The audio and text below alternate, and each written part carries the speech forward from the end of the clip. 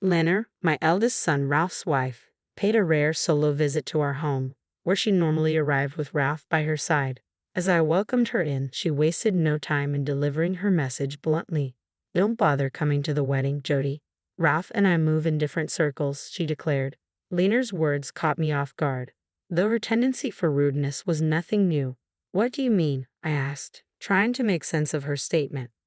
Lenor let out an exasperated sigh, her demeanor condescending. "I hate having to explain this to you. I graduated from a top university and work at the prestigious trading company where Ralph also works. You, on the other hand, went to some third-rate college and sell insurance. It's embarrassing to have someone like you in the family," she sneered. Irritated, I responded, "There's no shame in selling insurance, you know." Lenor smirked dismissively. "Oh, is Jody upset now? How scary," she taunted. "In any case, the decision is made. Ralph will see things my way," she added, her smile turning malicious. Exhausted, I simply nodded. "I'm Jody, 65 years old, working in insurance sales for the same company since I graduated," I began. Dealing with failed contracts and customer complaints can be tough, but landing a big new contract and receiving congratulations from the sales department makes it rewarding. I continued, "I'm a single mother now. My husband and I had different values and argued constantly. Ralph, our son, witnessed these difficult times. Eventually, the arguments led to the end of our marriage, and despite financial uncertainties, my husband chose not to take Ralph with him. I decided to raise Ralph on my own. Balancing work and parenting through his rebellious phase was challenging, but I managed.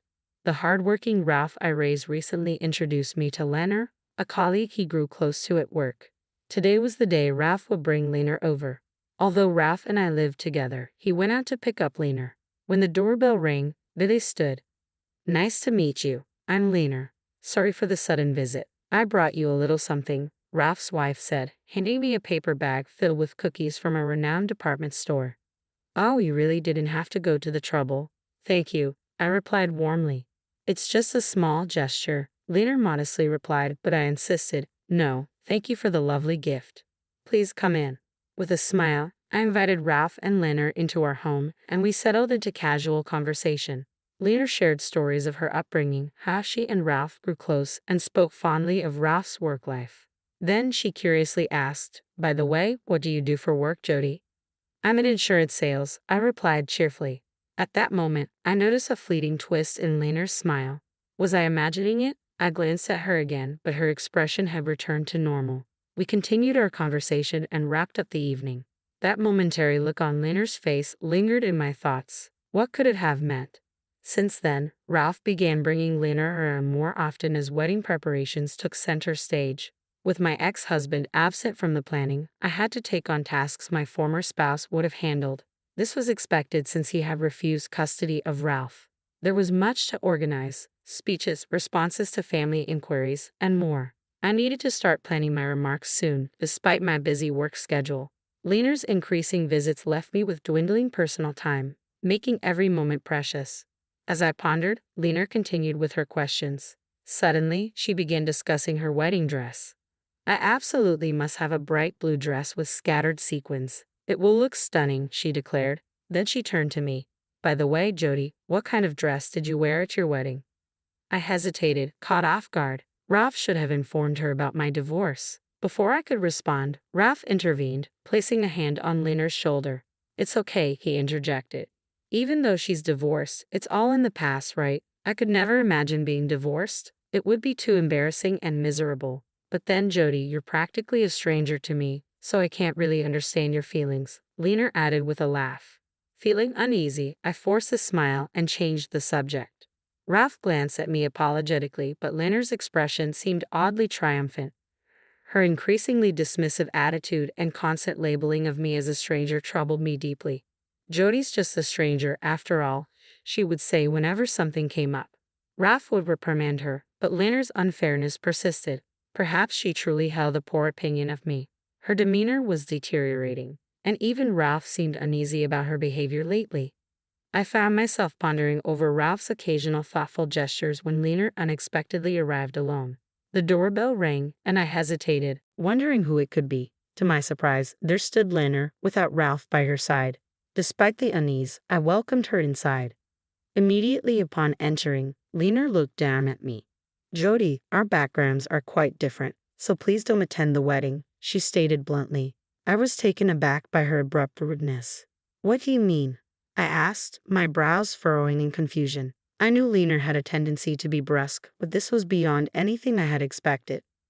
Lenor sighed heavily. "I just can't tolerate your cluelessness, Jody. I graduated from a prestigious university and work at the same top-tier trading company as Ralph. Meanwhile, you're just an insurance salesperson from a third-rate college. It's embarrassing to have someone like you in our family," she added, her expression filled with disdain. I retorted, annoyed. "Please refrain from looking down on insurance work. It's not the demeaning job you seem to think it is." Standing up to her seemed to provoke Lenor. "Jody's upset. How frightening," she remarked with a sneer. "Anyway, the decision is made. Ralph will surely side with me," Lenor declared, flashing a malicious smile. She had made this decision without consulting Ralph first. I was stunned by her lack of consideration. The notion that a groom's mother would be excluded from the wedding was unheard of. It dawned on me that Lenor had been concealing her true nature all along. Exhausted from dealing with Lenor, I simply said, "I understand," and escorted her out. Privately, I seethed with frustration. Despite my wariness, I couldn't bear the thought of someone as rude as Lenor marrying my beloved Ralph. Yet the wedding date was set only a week away. I pondered deeply. Then it struck me, I had an idea. Then came the wedding day. At the reception, Lenor's flamboyantly dressed friends greeted guests and collected congratulatory gifts. Meanwhile, the parents-in-law were in Lenor's dressing room. Secretly, I waited in Ralph's dressing room, keeping out of Lenor's sight.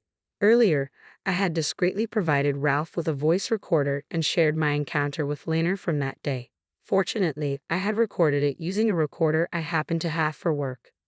Upon hearing the recording, Ralph was initially disturbed but quickly grasped the situation. Eventually, he broke down in tears and became furious. For my sake, he decided to call off the wedding and end the engagement with Lenor. However, canceling so close to the wedding date would incur a significant fee.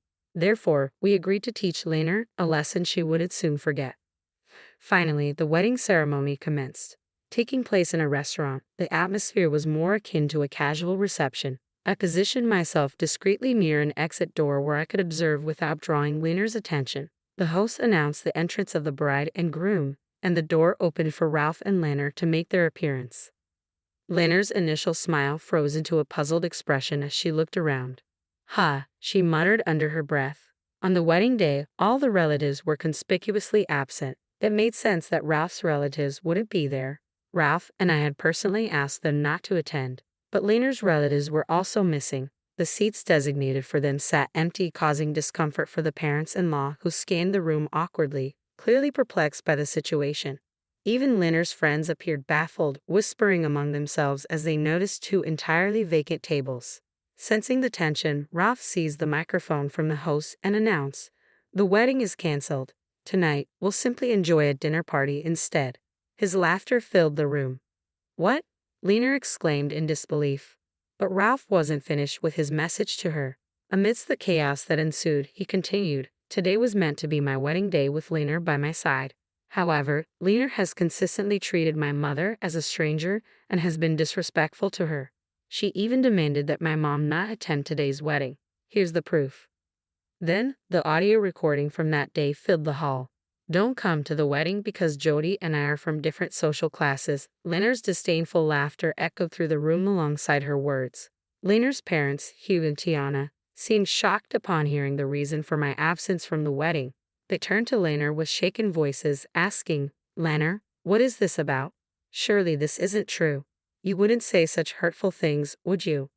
Their faces displayed a mixture of confusion and anger as they confronted Lenor, who stood frozen in her wedding attire, her face drained of color.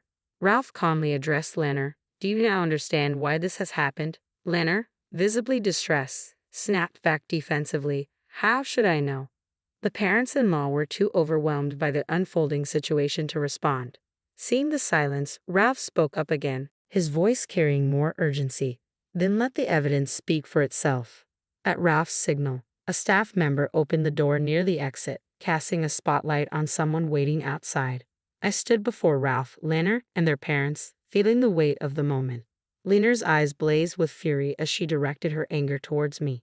It's all your fault. You've ruined my wedding, you worthless old hag from some third-rate university and company. Lenor's shout echoed in the room, her disheveled hair and partially ruined gown revealing her unraveling composure.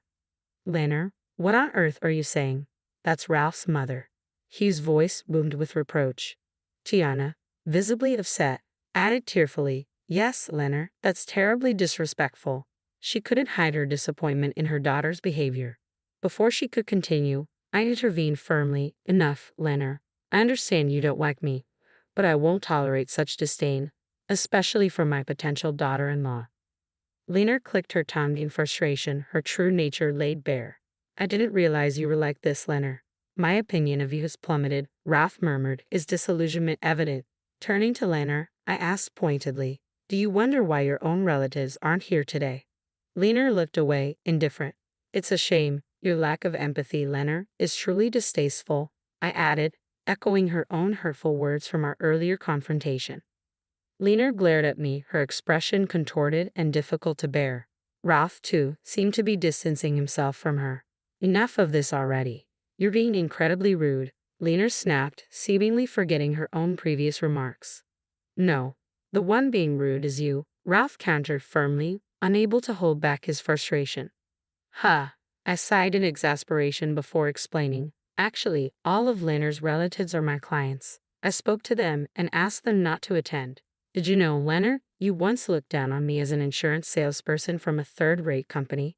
The company I work for is a multinational corporation, far larger than yours. I earn significantly more than you, and my company is globally renowned. I've been with them since the beginning of their local operations, managing a substantial client base and extensive network.